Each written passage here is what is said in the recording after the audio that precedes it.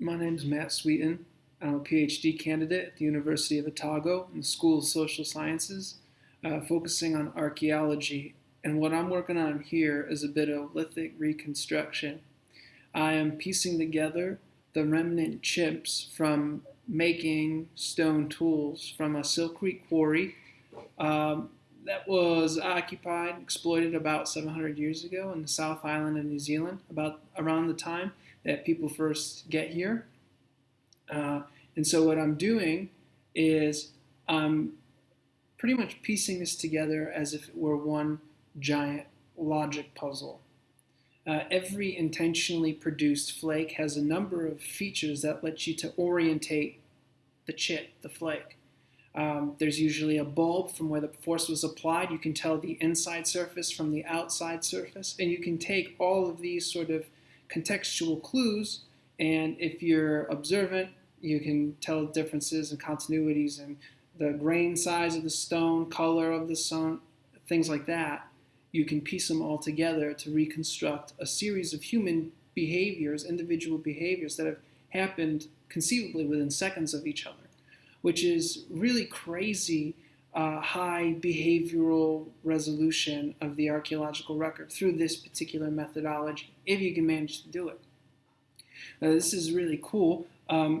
This is a reductive technology so that we know that we could piece these all and play the tape backwards and figure out which flakes were the first ones in the sequence and which ones were later on. So something in the middle of the cluster here wouldn't be considered, like it just would not be possible to remove these flakes first and then remove these flakes. We know that based on the way stone works, you'd start from the outside here and work your way up and into the nodule. So from these reconstructions, we can tell lots of interesting things. So for example, these early flakes, there's not very much space in between. I mean, down here there is. It looks like some of the platforms, the striking areas were just collapsed, exploded. But these really tight conjoints here really sort of indicate that the platforms weren't prepared. Like there wasn't any sort of special preparation for those platforms.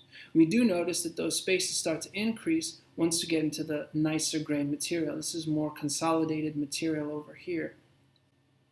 And actually in this part of the nodule, this part is actually the nicest, the glassiest. And there's a seam of this really glassy silcrete inside. And we can tell based on the refitting that a lot of the flakes that people are trying to make with the good material are what we would call blade-like flakes. They're long, thin blades that you would strike off from a single hit. And that's a technical term. It's the long, thin chips of stone.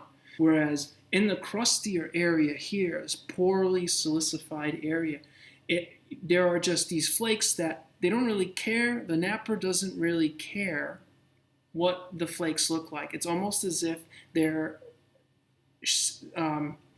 searching through, as if you were going to search through a filing cabinet. They're searching through the nodule for this sweet stuff. We know that based on these refittings that larger flakes were repurposed as cores themselves. I could rotate the core here because I have it reconstructed on a tray that's sitting atop a Lazy Susan. You can see down here, right in here, we're looking at the distal end of one of these larger flakes.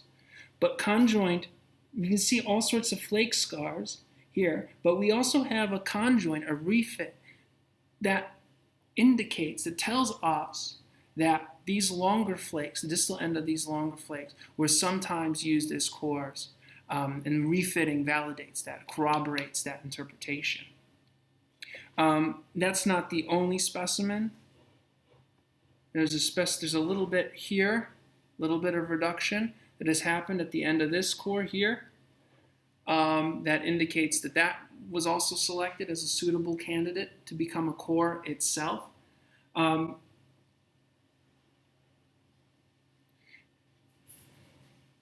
And we can see that for the most part, all of the flakes were struck going away from you.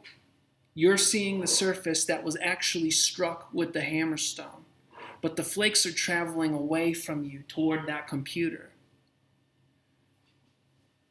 Most of the detachments occur in this manner, with the exception of another early flake.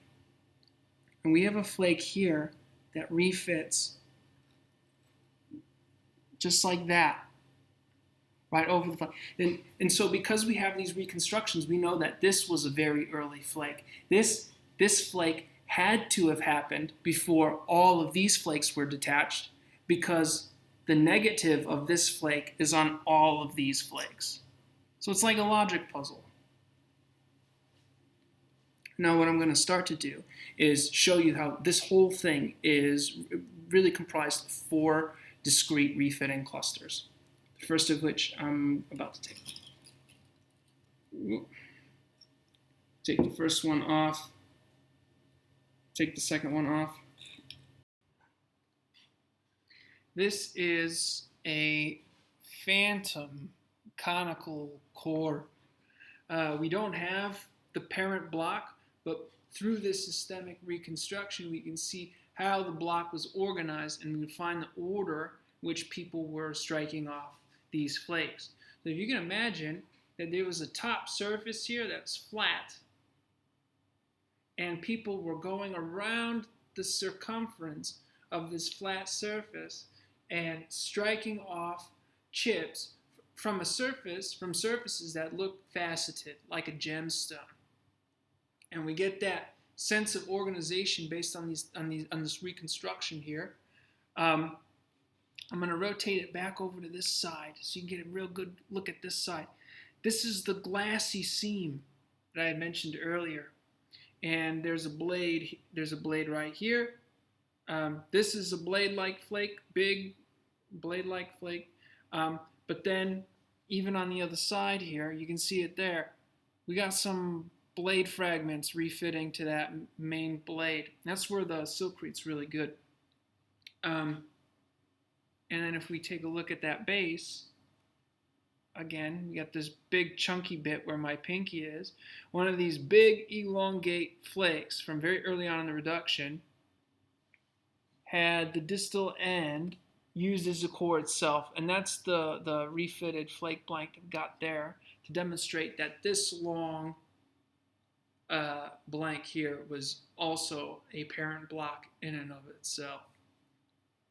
And this refits on this cluster here just like this. Let's see.